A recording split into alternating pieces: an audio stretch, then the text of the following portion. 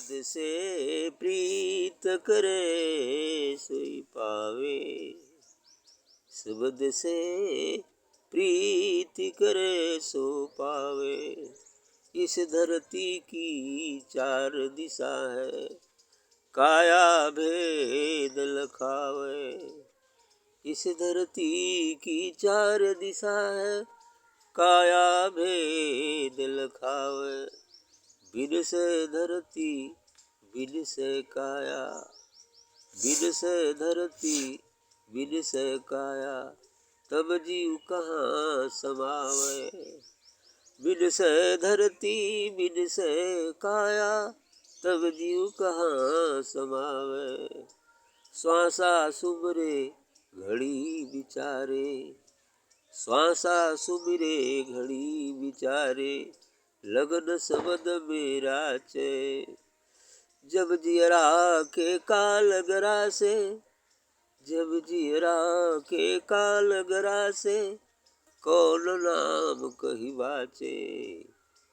शब्द सो प्रीत करे सो पावे।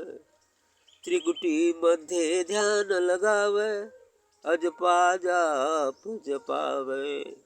त्रिकुटी मध्य ध्यान लगावे, अजपा जाप जपावे।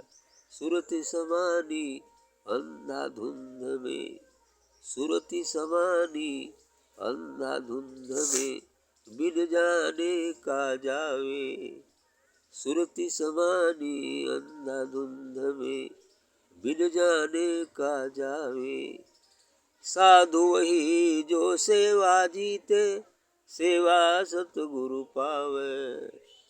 साधु वही जो सेवा जीते, सेवा सतगुरु पावे। बलिहारी वही सत्य गुरु की, जो वह गुफा लखावे। बलिहारी वही सत्य गुरु की, जो वह गुफा लखावे।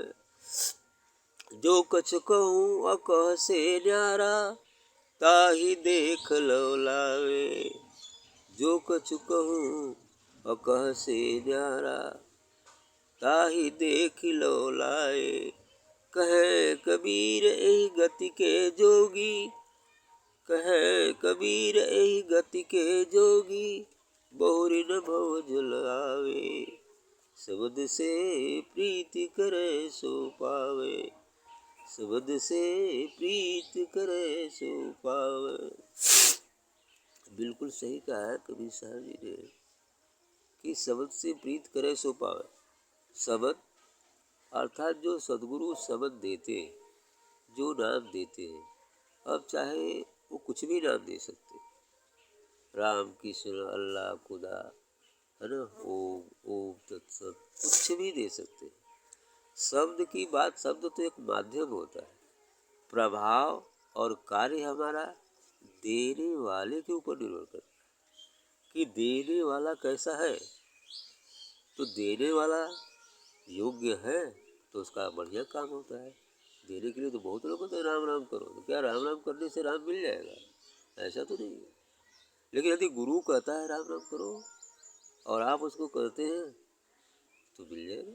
अब मिलना क्या है, जब कोई वस्तु खोई होती है तो अब न मिलती है, और जो पहले ही से है तो मिलना क्या, दिख जाता है।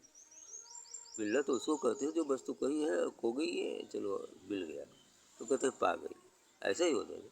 लेकिन ये तो मिलना नहीं है, ये तो पहले से ही विराजमान है, बस उसके ऊपर पड़े पर्दे को हटाना है। तो इसलिए कहे कि शब्द से प्रीति, सदगुरु के बताए मार्ग से जो चलता है, जो भी वो नाम दे दे, ओम तत्सत, कुछ भी जो नाम दे दे, उस नाम को यदि कुछ नहीं आता है तो आंख बंद कर कर बैठिए, सदगुरु का याद कीजिए, प्रणाम करिए, उसी का जाप करते रहिए जब तक मन है, जब तक मन है ध्यान करते हैं। लेकिन वो जो साधारण पद्धति बताई गई है कि नहीं, वहाँ से दिव्य प्रकाश को अपने अंदर में आत्मसात भी करना पड़ता है, क्योंकि वही तो दवाई है।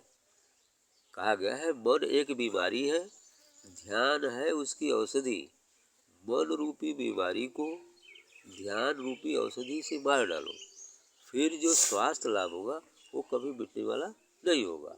अर्थात मन जब तक है तब तक हम बीमार हैं, और बीमारी को लेकर हम बिल्कुल चलते फिरते रहते हैं, हर समय चल रहे हैं बीमारी लेकर, है ना। और बीमारी है तो भाई तकलीफ तो होगा ही होगा। इसलिए बीमारी को यदि दूर करना है तो ध्यान करना पड़ेगा, मन रूपी बीमारी। इस संसार की बीमारी को दूर करने के लिए दवा लेना पड़ेगा, लेकिन मन रूपी बीमारी को दूर करने के लिए ध्यान करना पड़ेगा। क्योंकि कहा है, कबीर साहब ने ही कहा है कि गुरु धोबी सिक कापड़ा, साबुन सिरजनहार, सूरत शिला पर धोइए, प्रगटे ज्योति अपार। अर्थात गुरु धोबी की सदी से होता है, शिष्य कपड़े की सदी से होता है। अब कपड़ा गंदा हो गया है तो क्या करते हैं, गुरु धोबी से कपड़ा, साबुन से, सदगुरु से निकले दिव्य प्रकाश, दिव्य शरीर से निकले दिव्य प्रकाश रूपी साबुन को यदि इस कपड़े पर लगाकर और सूरती ध्यान रूपी पत्थर पर हम रोज खींचते हैं तो क्या होगा, चमकने लगेगा कपड़ा। चमकेगा कि नहीं चमकेगा? यदि ऐसा नहीं होता तो रोज धोते क्यों कपड़े को? लेकिन इस कपड़े को तो धो लेते हैं, लेकिन जो मन पर गंदगी पड़ी है, जो मन रूपी कपड़ा गंदा हो गया है, उसको धोने की तो कोशिश ही नहीं करते हैं, है ना। लेकिन उसको धोने की जगह है सत्संग, उसके धोने की जगह है सदगुरु, सदगुरु द्वारा दिया गया सबद ध्यान, तब वो धुलेगा। क्योंकि ये बाहरी कपड़ा बाहरी साबुन धुलेगा, ये तो मन की मैल है, तो मन की मैल तो बिना दिव्य प्रकाश से धुलेगी ही नहीं। इसलिए इन्होंने कहा कि इस धरती की 4 दिशा है, काया भेद लिखा हुआ। इस पृथ्वी की 4 दिशा है, उत्तर हाला है तो 10, लेकिन 4 मुख्य रूप से है जिसको ये शरीर बताता है। 2 हाथ कर दिया, यदि सूर्य की तरफ मुख है तो ये पूरब हो जाएगा, पश्चिम हो जाएगा, और ये उत्तर हो जाएगा और दक्षिण हो जाएगा, यही ना होगा। ये 4 दिशाएं बताते हैं। हालांकि इसके जो कोने होते हैं 4 दिशाएं, और नैऋत्य है, वायव्य है, और ईशान है, और अग्निकोण है, ये 10 दिशाएं, और 8 दिशाएं प्लस पाताल और आकाश, 10 दिशाएं, पूरी 10 दिशाएं। तो इस तरह से बात है कि इस धरती के 4 दिशा है, काया भेद लिखा है। ये काया जो है इस बात को बताती है कि ये 4 दिशाएं हैं। लेकिन बिरसे धरती बिरसे काया, तब जीव कहाँ से आया? वो तो ये धरती भी नष्ट हो जाएगी और ये शरीर भी नष्ट हो जाएगी, ये जीव कहाँ से आता है? ये जहाँ कहाँ से आया? ऐसा ही कभी साहब प्रश्न करें, कहाँ से आया? जब ये सभी नष्ट हो जाते हैं, लेकिन जीव कभी नष्ट नहीं होता, है ना। जीव जो है कभी नष्ट नहीं होता, आत्मा तो अजर अमर अविनाशी है, उसका कभी किसी काल में नाश होता ही नहीं है। यदि संपूर्ण ब्रह्मांड नष्ट हो जाए, संपूर्ण पृथ्वी नष्ट हो जाए, है ना, और तब भी वह तत्व रहेगा जो आदि में है, फिर अंत में भी वही शेष बचता है, और जो शेष बचता है वही परम सत्य है। ठीक, वही परम सत्य है जो शेष बचता है। जब कुछ नहीं होता है तो जो शेष रहता है वही सत्य है। जहाँ कुछ नहीं है, पृथ्वी, सूर्य, चंद्र, तारे, ग्रह, नक्षत्र, ब्रह्मांड, ब्रह्मा, विष्णु, महेश, तमाम कुछ भी नहीं, और बचेगा परम सत्य, अर्थात वही परमात्मा ही शेष बचता है। जो निरक्षर है, जो अनाद है, जो परम सत्य है, वही बचता है। जो एक ऊर्जा है, एक शक्ति है, कोई व्यक्ति नहीं है, एक ऊर्जा है, एक शक्ति है, एक दिव्य प्रकाश, एक अग्नि, ऐसी चीज़ है, बहुत सारी चीज़ के नाम से संबोधित करते, तब तो केवल एक ही है। इसलिए तब जीव कहाँ से आया, तब कहाँ से आता है? अरे अंत में भी परमात्मा ऐसे ही बचता है। जब उसकी इच्छा होती है तो कहता है, एक हम बहुत से आदमी, बस अव्यक्तता कर, ये बच जाए, ये बच जाए, ये बच जाए, मैं कुल बच जाए, और फिर जीव भी आ जाए। ऐसे ही होता है, जीव आ जाता है उसी से। ईश्वर अंश जीव अविनाशी, अलख अगोचर घट घट वासी, है ना। ईश्वर का अंश ही ये जीव है। ईश्वर का शब्द रूप आत्मा हो गया, और आत्मा जब आ गई फिर घिरे हुई तो जीवात्मा बन गई। जीवात्मा का स्वरूप आत्मा ही है, वो तो संस्कारों की बदली के कारण जीवात्मा बन गई है। जब ही उसकी 3 कोट पिजड़े के अंदर बंद हो गई है, वही आत्मा जब 3 कोट पिजड़े में बंद हो जाती है तो जीवात्मा बन जाती है। लेकिन अभी जीवात्मा फिर आत्मा अपने निज स्वरूप को प्राप्त करने के लिए सभी पिजड़े के दायरे को हटाना पड़ेगा, अर्थात बदली को छाड़ना पड़ेगा, फिर वो प्रकाशित होगा। बस अब हो गई आत्मा, तो आत्मा हो गई तो फिर आत्मा से अभी एक चीज़ बाकी रह जाती है, परमात्मा। अब इसके बाद कोई शब्द नहीं बचता, डिक्शन नहीं। जब परम लग जाता है तो बस खत्म हो गया। ऐसे ही हो, वही बच गया। तब कह रहे कि श्वासा सुमरे घड़ी विचारे, लगन संबंध में राचे। क्या श्वास श्वास पर जो है सदगुरु का भजन करना चाहिए। श्वास श्वास पर ही भजो, वृथा श्वास ना जाए, ना जाने की सांस में आवागमन हो जाए। इसलिए श्वास श्वास पर सब कुछ करते हुए, सब है ना, सब कुछ करते हुए भी भजन करना है, मन से भजन करना है। उसी प्रकार जैसे कोई पान खाना चाहता है और पान खा ले, फिर वो फावड़ा भी चला सकता है, मोटरसाइकिल भी चला सकता है, कार भी चला सकता है, पान का भी आनंद साथ साथ ले सकता है। ऐसा नहीं कि पान का आनंद नहीं ले पाएगा। अर्थात हम कुछ भी कर रहे हैं, साइकिल चला रहे हैं, है ना, कुछ भी कर रहे हैं तो सदगुरु का नाम तो ले सकते। खाना बना रहे हैं तो सदगुरु का नाम लेकर खाना बनाएंगे तो और बढ़िया बनेगा। विचार अच्छे हो जाएंगे तो बढ़िया बनेगा, है ना। ऐसे ही जो कुछ भी कर रहे हैं, साइकिल चला रहे हैं, कुछ भी कर रहे हैं, जाना है तो लक्ष्य तो ही है, लेकिन ध्यान करते ही हो जाएगी। पूरी साइकिल चलाना भी ध्यान बन जाएगा। रात में सोते हैं, कुछ भी नहीं करना है, ध्यान करते समय प्रणाम करके सो जाए, फिर से पूरी नींद ही ध्यान बन जाएगी। यही सब इस तरह से 24 घंटे होता है। 24 घंटे ध्यान करना पड़ता है, 1 घंटे नहीं। लेकिन सब काम करते हुए भी 24 घंटे होगा, है ना। समय आने पर शुरुआत में थोड़ा दिक्कत महसूस हो सकती है, लेकिन समय आने पर तो 24 घंटे चल रहा है, कोई दिक्कत नहीं। काम भी कर रहे हैं, कर से करब करो विधिनाना, अब मन राखो जहाँ कृपा निधाना। हाथ से संपूर्ण काम करना है, पढ़ाई लिखाई नौकरी चाकरी खेती गृहस्थी सब, लेकिन मन को सदगुरु में लगाए रखना है। इसी के माध्यम से ही हम वहाँ तक पहुँच पाए। ठीक है। ठीक है, ठीक। चला वो सत्संग है। हाँ, ठीक है, ठीक, सब होगा, हो जाएगा, ठीक है। हाँ, देख लो। हाँ, तो कह रहे हैं कि श्वासा सुबह घड़ी बेचारे लगन संबंध में राजा, लेकिन अपना लगन कहाँ, जो गुरु ने सबक दिया है उस पर ध्यान करिए। जो गुरु ने रास्ता बताया है कि इस रास्ते से चलिए, उस पर चलिए। जब जीरा के काल गरासा कौन नाम कहीं बाचे, करे जब ये जीरा अर्थात जीवन को काल आता है ले जाने के लिए, तो कौन शब्द से हम बच सकते हैं। मात्र एक सदगुरु शब्द ही है जिससे काल बचा है। काल डरता है और किसी से नहीं डरता है, केवल सदगुरु ही एक शब्द है। और सदगुरु का जो ध्यान करता है, यदि बढ़ते समय सदगुरु की याद आ गई तो काल की हिम्मत नहीं कि वो अपने लोक ले जाएगा, वो सीधे सतलोक प्राप्त होगा, सीधे अमर लोक जाएगा, है ना। लेकिन उस समय याद आना चाहिए। यदि याद नहीं आया तो जिंदगी भर का किया कराया, यदि अंत में भूल गया तो सब गायब हो जाएगा। संस्कार उसके साथ अच्छे रहेंगे, लेकिन गायब हो जाएगा, मुक्त नहीं हो पाएगा। फिर आएगा तो अच्छे जोड़ी में जाएगा, एक बात अलग है, दूसरे नहीं पाएगा, फिर भजन करना पड़ेगा, ऐसे ही हो जाएगा। लेकिन यदि उस समय याद आ गया, सदगुरु का ध्यान हो गया, दिव्यता का बोध हो गया, तो निकल जाएगा, फिर उसको कोई नहीं रोकेगा। ये चीज़ है। तो कह रहे हैं कि त्रिकुटी मध्य ध्यान लगा हुआ है। हाँ, त्रिकुटी मध्य ध्यान लगा हुआ है, अचपा जाप जपा।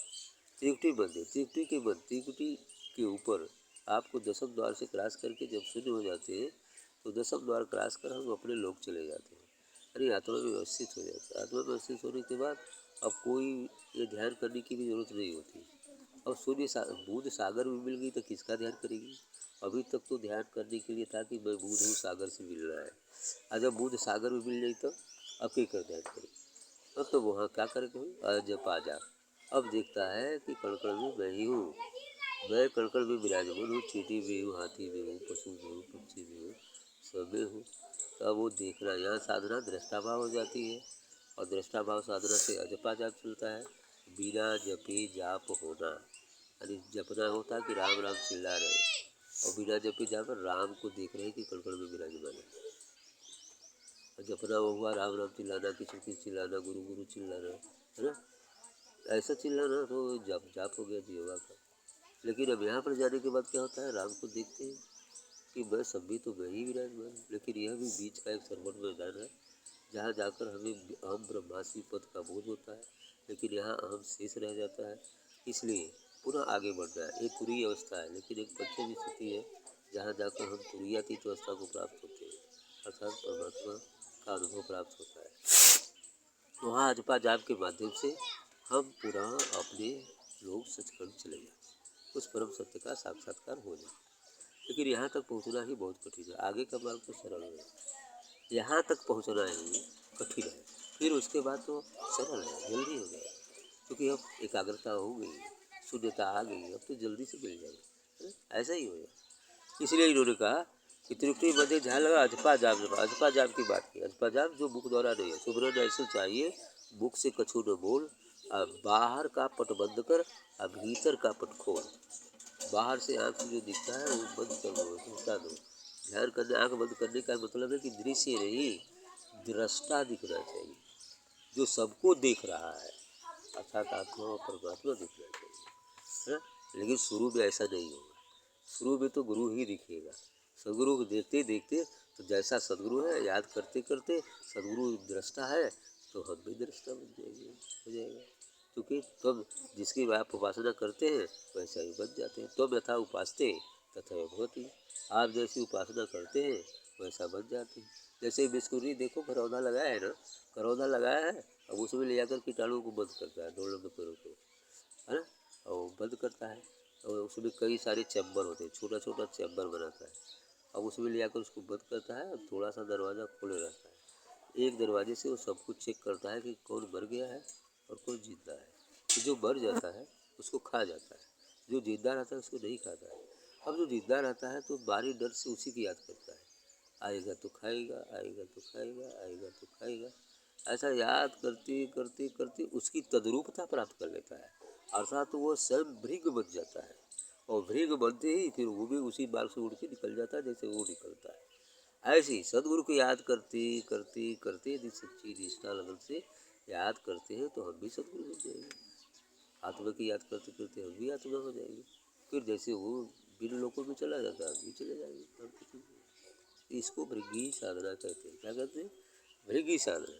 ठीक, तो यथा उपासित थे। आगे कहते हैं, साधु वही जो सेवा जीते, सेवा सदगुरु पावे, बलिहारी व सतगुरु की जो वो गुफा लगावे। बात सही है। साधु वही जो सेवा का पास जीते, साधु वही कहते हैं जो सेवा भाव रखता है। सेवा भाव रखता है, सेवा परोपकार है, सतम बोल, है ना, सेवा सुगरण सत्संग, यही तीन बात। हर जीव मात्र की सेवा, ये नहीं कि खाली अपनी सेवा, अपने लोगों की सेवा नहीं। जहाँ तक संभव हो यथाशक्ति तथा भक्ति, बाध्यता नहीं है, जहाँ तक संभव हो हर जीव मात्र की सेवा करने की बात है। क्योंकि हर जीव में परमात्मा ही तो है। शरीर उसका भिन्न है, लेकिन उसमें जो आत्मा विराजमान है, कभी वो भी आदमी रही है।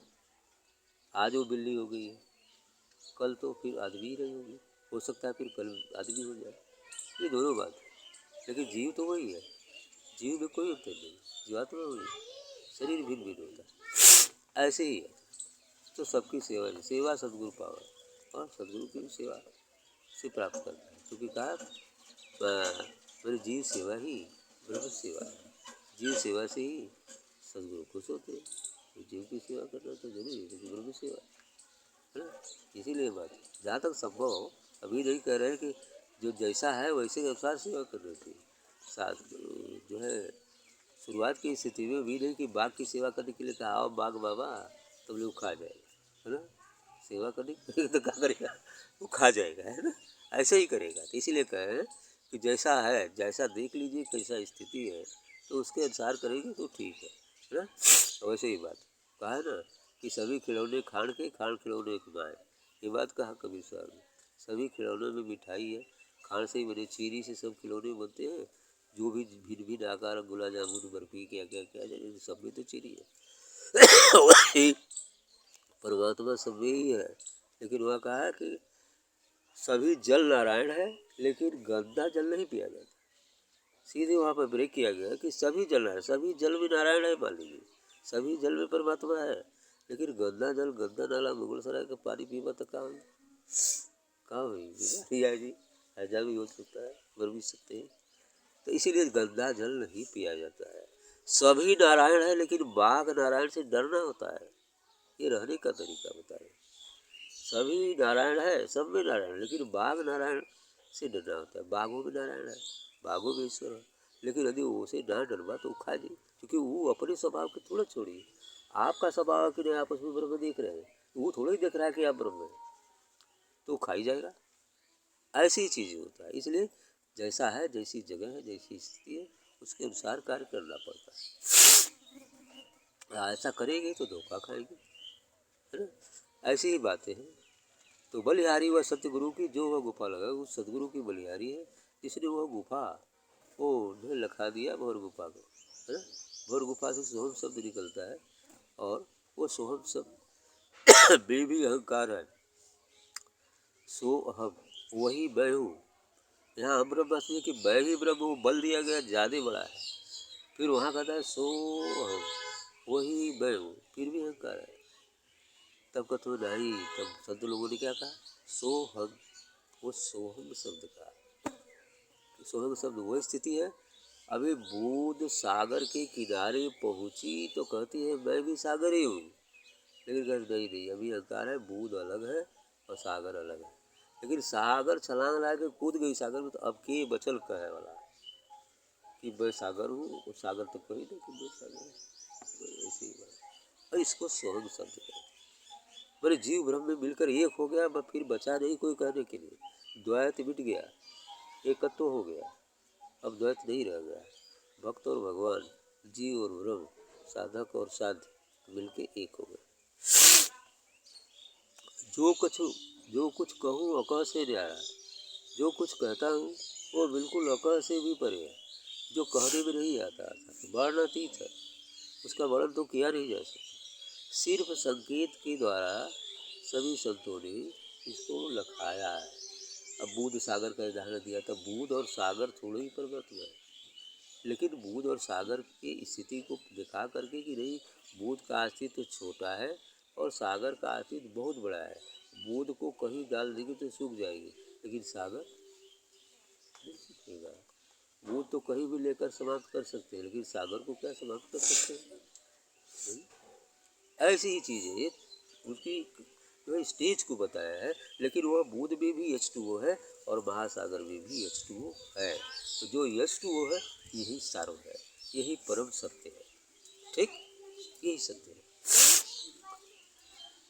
तो जो कहने में नहीं आता, ताहि देख लौला, मैंने उसको देख करके बस प्रेम, बस देखना ही होता है। कहे कबीर यही गति के जोगी बहुत न भव जाल, बस देखना है, बस देखना है कि नहीं होगा। अब इसके बाद यह कह कबीर यही गति के जोगी बहुत न भव जाल, कबीर साहब कहते हैं कि जो जोगी जन इस गति को प्राप्त हो जाते हैं, अर्थात स्वयं की स्थिति में आ जाते हैं, अर्थात तदाकार हो जाता है, फिर वह इस भवसागर भवजल में कभी नहीं आते, अर्थात इस संसार सागर में कभी नहीं आते हैं। वो परे हो जाते हैं जन्म और मरण के चक्र से, और अपने निज भंडार में मिलकर एक हो जाते हैं।